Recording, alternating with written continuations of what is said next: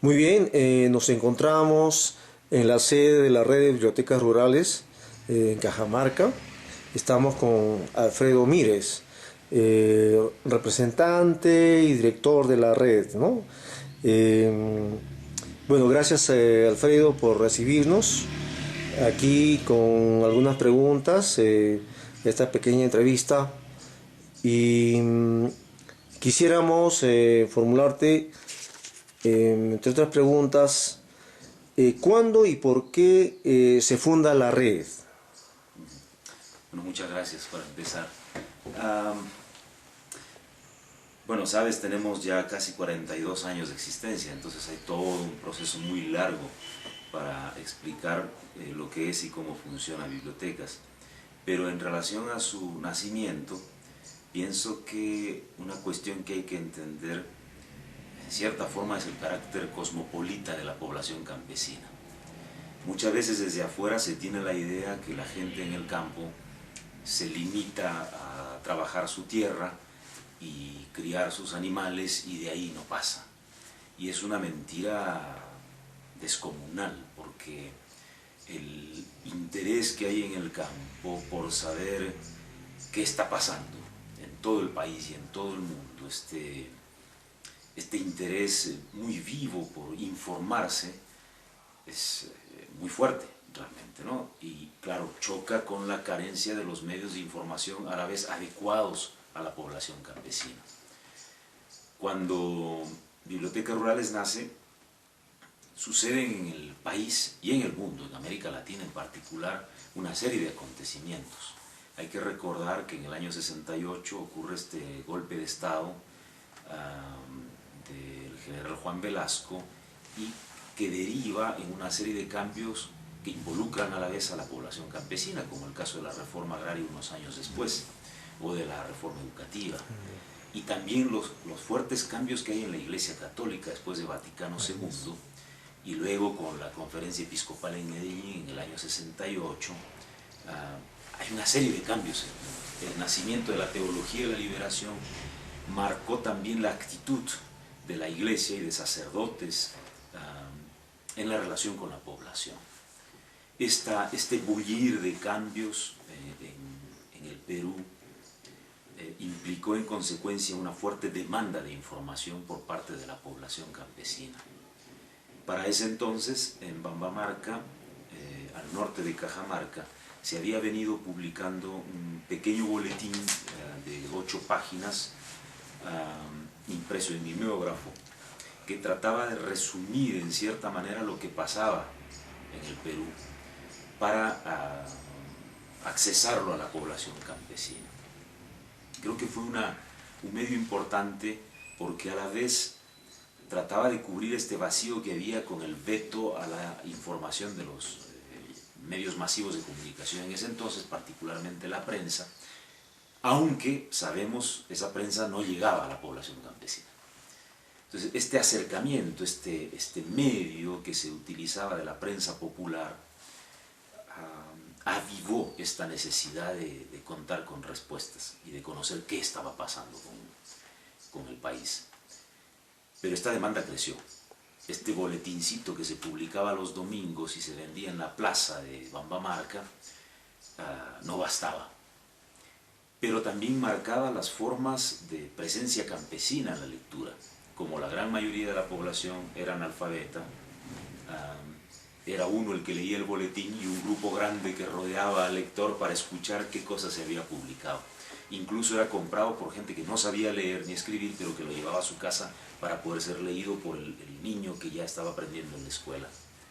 Este interés creció y fue ahí cuando Juan Metcalf, que era entonces sacerdote en la zona, empezó a prestar sus libros, los libros de la parroquia, como una forma de satisfacer esta demanda. Eso fue un descubrir realmente, ¿no? Pero como la biblioteca de una sola persona no podía alcanzar a cubrir las necesidades de la gente, se empezó a utilizar otro componente de la tradición campesina, que era el trueque, el intercambio. Entonces ya no era la biblioteca que presta un libro a personas en particular, sino libros que empezaban a ser prestados entre comuneros procedentes de diferentes lugares. Así surgen las bibliotecas. Entonces no fue un proyecto preconcebido, no fue un proyecto que se armó afuera y se dijo vamos a comenzarlo aquí. Y creo que ese es un punto importantísimo de tomar en cuenta.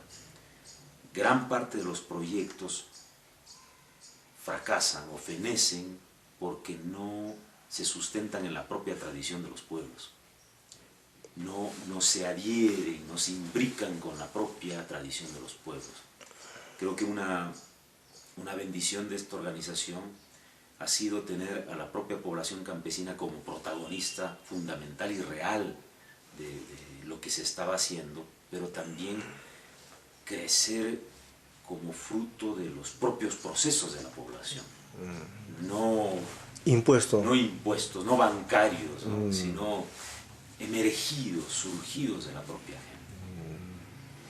Y eso explica también la duración, ¿no? Eso explicaría la duración y el voluntariado, porque esta organización se sostiene sobre la base del voluntariado, ¿no? ¿Y qué áreas de Cajamarca cubren los servicios de la red? Más o menos, ¿a cuántas comunidades llega? Hubo un momento en que habíamos alcanzado más de 750 comunidades. Y cuando estoy hablando de comunidades, estoy diciendo dos cosas, en cierta manera. Uno, que nosotros trabajamos con la unidad poblacional fundamental, porque si bien el departamento, pero está dividido en departamentos, y estos a la vez en provincias, y luego distritos, y luego ya vienen centros poblados, la unidad básica en términos cuantitativos, vamos a decir, son los caseríos, ¿no? Los pequeños lugares. Nosotros hablamos de comunidad en el sentido de caserío, pero también en el sentido de forma de relación social y cultural. El sentimiento de ser comunero, de formar parte de un conjunto de familias ligadas a la tierra, ¿no? Y al principio, bueno, Bambamarca, después se fue extendiendo un poquito hacia Cajamarca, con la avenida de Juan Paracá, en el año 80, y luego, un poco antes, y luego, poco a poco, tal vez por la vinculación con la iglesia, fue creciendo, ¿sí? Fue creciendo bibliotecas. En los primeros años se formaban bibliotecas, se animaba a formar bibliotecas. Nos pasaron cosas muy curiosas, porque incluso alguna gente decía, ¿leer libros? ¿Cuánto nos van a pagar por leer libros, no? Sobre todo la gente más vinculada a los pueblos. Y fue creciendo, como te decía, al punto de que en algún momento alcanzamos a tener más de 750 bibliotecas, comunidades, pero ha sido muy difícil sostener porque trabajamos en una forma bastante austera en términos económicos, y no tenemos apoyo de la iglesia ni del Estado ni de nada. En estos momentos estamos en 500 comunidades en 10 de las 13 provincias de Cajamarca. Son 13 provincias, estamos en 10. Y calculamos más o menos el área en la que estamos, son alrededor de 15.000 kilómetros cuadrados. ¿Perdón, cuántos? 15.000 kilómetros cuadrados, más o menos el área donde se ubican estas comunidades, tomando en cuenta que Cajamarca tiene algo como 33.000, ¿no?, kilómetros cuadrados. Entonces estamos en un área bastante importante, ¿no? La extensión geográfica es bastante importante. Hablando de la ayuda, ¿con qué ayuda cuentan ustedes como organización? Mira, yo creo que hay tres principales fuentes en estos momentos. La primera es la de nosotros mismos, ¿sí? Porque somos voluntarios, y son voluntarios los comuneros y sus familias. Entonces estamos hablando de mucha gente involucrada con el movimiento como voluntarios. No es solamente el bibliotecario elegido, no estamos hablando de 500 comuneros, de 40 coordinadores y de un equipo central acá, de voluntarios. Estamos hablando de toda la familia, porque cuando no está el papá en la casa, atiende la esposa o atienden los hijos, ¿no? Y entre ellos se turnan. Entonces la primera gran fuente es el voluntariado, ¿sí? Nosotros hemos calculado que si tuviéramos que pagar un aporte mínimo a los bibliotecarios y todos los que trabajamos voluntariamente, mínimo, elemental, necesitaríamos un mínimo de $1 millón y pico al año. Entonces, esa es la gran fuente, realmente, ¿no? No queremos que eso ocurra, por si acaso. No queremos que eso ocurra, ¿no? Hay otras cosas mucho más importantes y además, si el voluntariado está en la esencia de la organización, convertirla en asalariada pensamos que podría generar un fracaso de la... El que no quiere trabajar, aunque le pagues una fortuna, no trabaja, ¿no? Y cuando uno habla de trabajo voluntario, está hablando de algo que es una obligación, ¿no es cierto? Lo hacemos porque queremos, no porque nos pagan, ¿no? La segunda fuente es lo que podemos llamar los aportes más personales. Desde los propios comuneros que aportan los productos de su chacra para las reuniones, o su casa para poder quedarnos cuando tenemos las reuniones, hasta gente que pasa por aquí y nos dice, ¿saben qué? Les traigo estos libritos, ¿no? O dice, no, hoy yo pongo el almuerzo para esta reunión, o ponemos los refrigerios para esta reunioncita, o aporto manteles para la cocina de bibliotecas, cada quien, ¿no? O un grupo de amigos que dice, ¿saben qué? Les aportamos para la impresión de un libro, punto. Este libro lo financiamos nosotros. Y luego tenemos la tercera fuente que tiene algunos años, pocos años, y que cada vez se está consolidando, que es el apoyo de la Fundación de Sara para las Bibliotecas Rurales de Inglaterra, ¿no? En Londres, ¿no? Encabezada por Helen Heady, ¿no? En Londres.